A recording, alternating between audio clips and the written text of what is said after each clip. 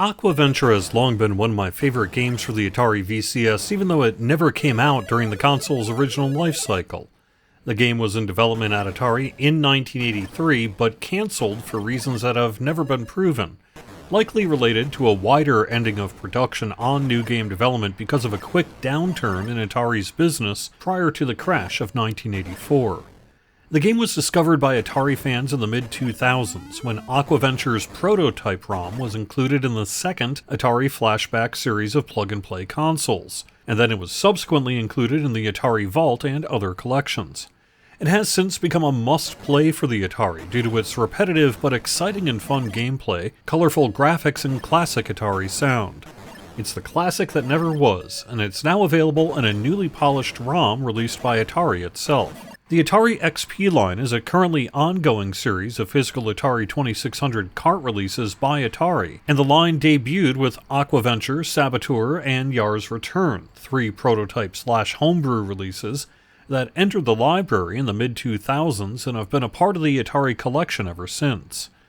These were sold in $50 standard editions and $150 limited editions, which included patches and fancy carts with LED lights and more.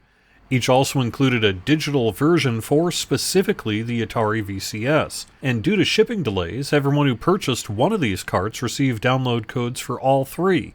Now that I've seen all three ROMs, I'm really glad I got that coupon. Atari XP says each of the games have been updated with things like improved graphics and gameplay. In Aquaventure's case, it appears the color has been tweaked slightly and audio improved significantly compared to the Vault 2 release.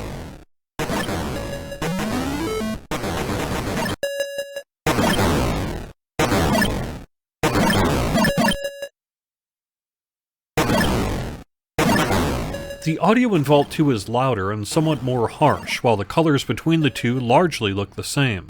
This release is simply the ROM, so there's not an overgame menu or control options, unlike in Vault 2, where you have generally robust options. You can change game modes in the ROM just like you would the Atari cart. One of the places Aquaventure has found an audience on the VCS is through Antstream Arcade, which is so far the only place with online leaderboards for the game. Comparing the versions of Aquaventure for this video clearly shows how different the game looks on Antstream. I suspect it has something to do with Antstream being based in the United Kingdom, so perhaps there's an NTSC versus PAL thing happening. The game also runs slightly slower on Antstream compared to the ROM in Vault 2. It is, however, still a great place to play it. Aquaventure is available to purchase for $3 if you didn't buy the physical release, and you may wonder if it's worth it as a fan of the game. I'd say yes, mostly due to its better audio compared to the version in Vault 2, and because the game plays great.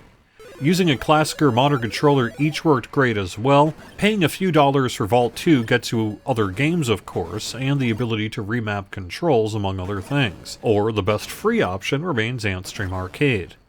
Aquaventure is about diving down, grabbing treasure, and shooting fish while getting back up to the surface before your air runs out. The gameplay is simple but effective, and it's a shame the game was never released back in the day. I suspect it would have become a classic, and would have given the quality, colorful titles of Atari's rival Activision a run for their money. It's great that this game was uncovered by someone who allegedly found it in a Florida flea market in the late 1990s, and quite a few modern-day gamers who discover Aquaventure through ROMs or compilations have put it among the best for the 2600. It's definitely one of the games that remains fun to play today, and having a newly considered official ROM and physical cart is one of the most exciting things to happen in the world of Atari in 2022, in my opinion. Unfortunately, the physical cart side of Aquaventure is a bit of a disaster.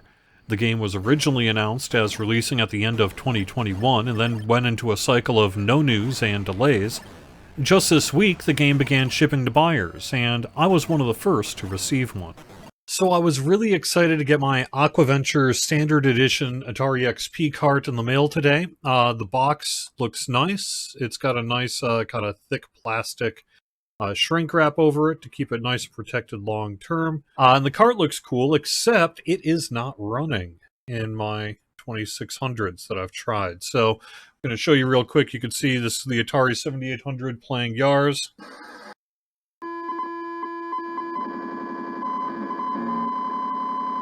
Get a little different picture sometimes. hopefully get sorted in the near future, but I can't show you Aquaventure playing on the 2600 in this review as a result. Even if the physical side is a mess, having this game digital and official is great news for Atari fans, and it means Aquaventure will remain available long into the future. We probably wouldn't have these updated ROMs for Aquaventure and other more modern discoveries if it weren't for the physical cart line of Atari XP, so it's great to see this series happen, even if it is for those with lots of money and apparently patience. I'd love to see a full digital release of Aquaventure with leaderboards, achievements, historical information, fully mappable controls, gameplay options, and more, but at least the ROM has been given an excellent treatment and is an exciting thing to see. Thanks for watching. I'll have a look at Saboteur and Yar's Return in the near future, along with any other games released on the VCS, so like to get this video recommended to others and subscribe to get this video in your feed. Have fun!